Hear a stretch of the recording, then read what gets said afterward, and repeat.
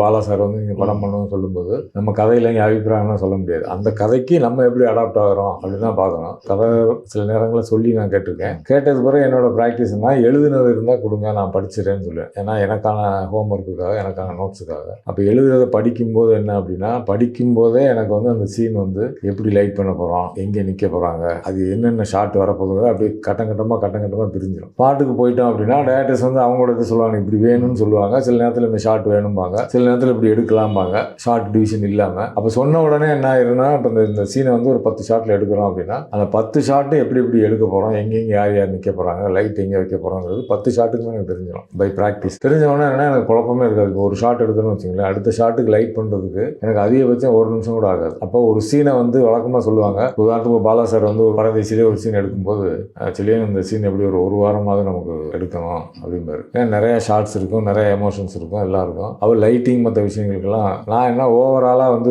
ஒரு பேட்டர்ன் நம்ம அதை புரிஞ்சுக்கிட்டதுனால காலையில் ஒரு 9 மணிக்கு ஆரம்பித்தோம், 12:30க்கு அந்த சீன் முடிஞ்சிருச்சு. அப்போ ஒரு வாரம் எடுக்கிறேன்னு சொன்ன சீன் வந்து 2.5 மணி நேரத்தில் முடிஞ்சிருச்சு.